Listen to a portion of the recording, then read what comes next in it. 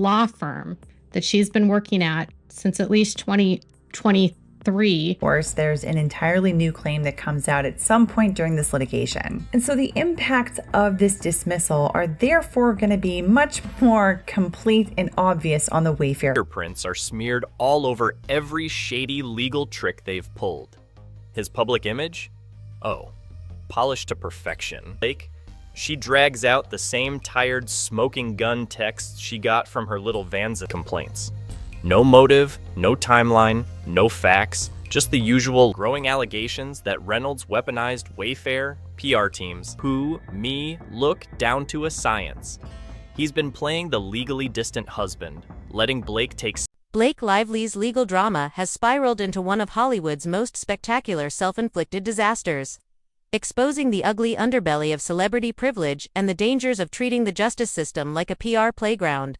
What began as a lawsuit against Wayfair and Justin Baldoni quickly devolved into a masterclass in how not to handle fame, power, and personal vendettas in the digital age.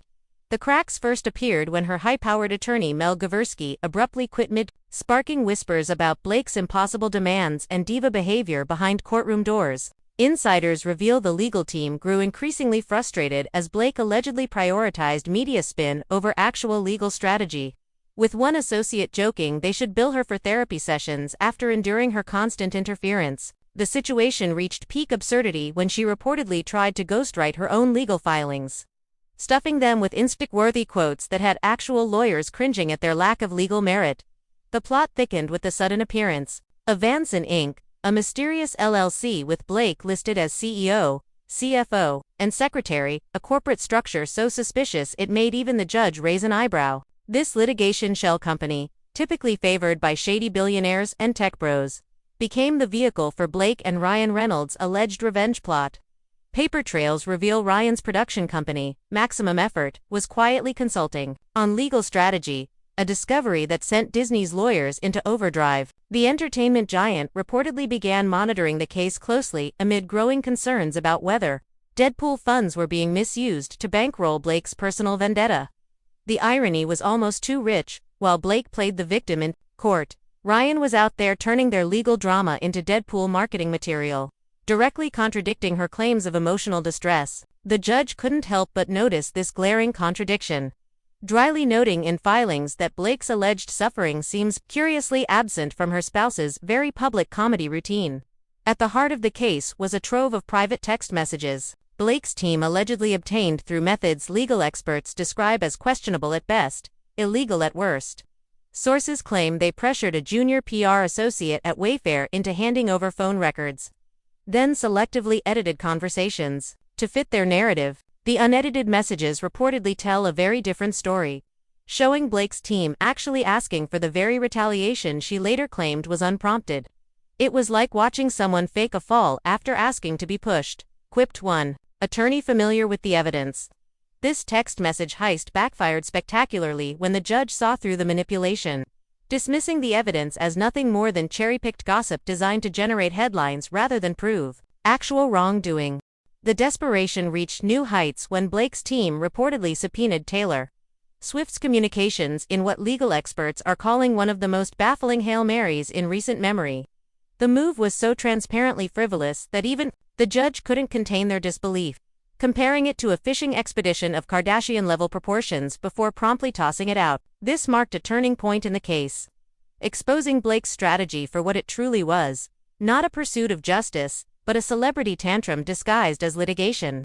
The fallout has been swift and brutal, with Blake's once lucrative brand deals going suspiciously quiet and Ryan facing uncomfortable questions from Disney shareholders about his potential misuse of company resources. Their carefully crafted image as Hollywood's perfect power couple lies in tatters, and the silence from Blake's former celebrity friends speaks volumes. This saga serves as a cautionary tale for the influencer age, demonstrating how even A-stars can't outrun digital paper trails and courtroom scrutiny. Blake and Ryan made every mistake in the modern celebrity playbook. They treated the legal system like a PR tool, underestimated how easily digital evidence exposes lies, and forgot that in today's streaming-obsessed culture, every downfall becomes content eventually. As one weary lawyer put it, This case should be taught in law schools as an example of how money and fame can't outrun the truth. The final irony. Rumor has it Netflix is already circling the rights to this saga, proving that in Hollywood, even your most humiliating failures can be monetized if you can survive the embarrassment first. The couple's joint production company has reportedly put all projects on hold as they attempt damage control. But the real question remains, can two stars who built their brand on likability and charm recover from exposing themselves as the ultimate Hollywood hypocrites? Only time will tell, but one thing's certain, this legal circus has left permanent stains on both their reputations that no amount of PR spin can wash away. The courtroom lights burned bright as Blake Lively stepped into what would become the most disastrous performance of her career, one where the script wasn't written by studio executives, but by her own unchecked ego and a shocking miscalculation of how the real world works. This wasn't just another celebrity lawsuit, it was a slow-motion train wreck that exposed the toxic intersection of fame, money, and privilege in ways that will reverberate through Hollywood for years to come. The first cracks in Blake's carefully constructed facade appeared when Mel Gavreski, her high-powered attorney known for handling A-list scandals with surgical precision, suddenly quit mid-case in what insiders describe as the most dramatic exit since Serena van der Woodsen left for boarding school. But this was no scripted drama. The behind-the-scenes chaos was far more explosive than anything Blake ever filmed on the Gossip Girl set. Multiple sources confirm that Gavreski's entire legal team held an emergency meeting after Blake allegedly demanded they make the court filings sound more empowering and better for Instagram. One junior associate reportedly burst into laughter at the request, only to be met with Blake's icy stare that had previously been reserved for paparazzi and journalists who asked about her famous husband. By the end, they were calling her the human PR crisis in the firm's group chats. Reveals a paralegal who worked on the case. The partners started billing her under a special code name, Project Meltdown, because every phone call with her required at least 2 hours of decompression time afterward. The final straw came when Blake allegedly tried to rewrite key legal arguments herself, inserting phrases like "as any woman in business knows, and this is exactly why we need more female CEOs" into what should have been dry legal documents. When her lead attorney gently explained that judges tend to prefer case law over inspirational quotes, Blake reportedly stormed out of the meeting, only to return with a list of demands that included more flattering courtroom lighting and a request that the legal team coordinate their outfits with her color scheme. Enter Vanson Inc., the mysterious LLC that appeared overnight like a bad plot twist in a direct-to-streaming thriller. On paper, it was a standard corporate entity. In reality, it was the smoking gun that would unravel everything. With Blake listed simultaneously as CEO, CFO, and secretary, a corporate structure so suspicious it made even the most jaded legal analysts do a double take. Vanson became the vehicle for what many are now calling the most transparent revenge plot in Hollywood history. Paper trails reveal that Ryan Reynolds' production company, Maximum Effort, wasn't just aware of Vanson's activities, they were actively consulting on legal strategy in emails that would later make Disney's legal team break out in cold sweats. Real bombshell came when forensic accountants discovered money trails linking Vanson's operations to Ryan's Deadpool-related business accounts. When your Marvel movie residuals might be funding your wife's personal vendetta, that's when Mickey Mouse sends his attack lawyers, jokes one entertainment attorney familiar with the case. The irony was almost too rich. While Blake played the wounded victim in court, Ryan was out there turning their legal drama into Deadpool marketing material, including an infamous promo where he joked about lawsuits being messier than chimichurri. The judge didn't miss the contradiction, dryly noting in filings that Blake's alleged emotional distress appears curiously absent from her spouse's very public comedy routine about the matter. At the heart of the case was what legal experts now call the text message heist of the decade. Blake's team allegedly obtained private communications through methods so questionable that even veteran attorneys were left speechless. Sources describe a pressure campaign against a junior Wayfair PR associate that included veiled threats about career consequences and promises of future opportunities. With Blake's lifestyle brand, the unedited messages tell a very different story than the carefully curated excerpts Blake leaked to the New York Times. They show her team actively provoking the exact retaliation they later claimed was unprompted harassment. It was like watching someone set their own house on fire and then call the police to report arson. Marvel's one attorney who reviewed the full correspondence. The desperation reached new heights. with what's now known in legal circles as the Taylor Swift subpoena heard round the world.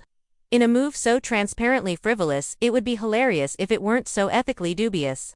Blake's team demanded access to Swift's private communications, a Hail Mary so baffling that even the judge seemed to struggle maintaining courtroom decorum when dismissing it, unless counsel is prepared to argue that Ms. Swift's lyrics about bad blood constitute relevant evidence. The ruling dryly noted, "This court will not entertain celebrity gossip disguised as legal discovery." The fallout has been nuclear. Blake's once lucrative brand partnerships have evaporated faster than you can say preserve the evidence.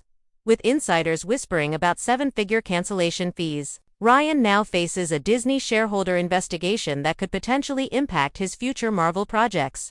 Their carefully crafted image as Hollywood's perfect power couple lies in ruins, replaced by unflattering comparisons to other celebrity flameouts. Perhaps most telling is the deafening silence from Blake's former inner circle. Not a single Gossip Girl co-star has so much as liked a sympathetic tweet, while Ryan's usual chorus of famous defenders has gone suspiciously quiet.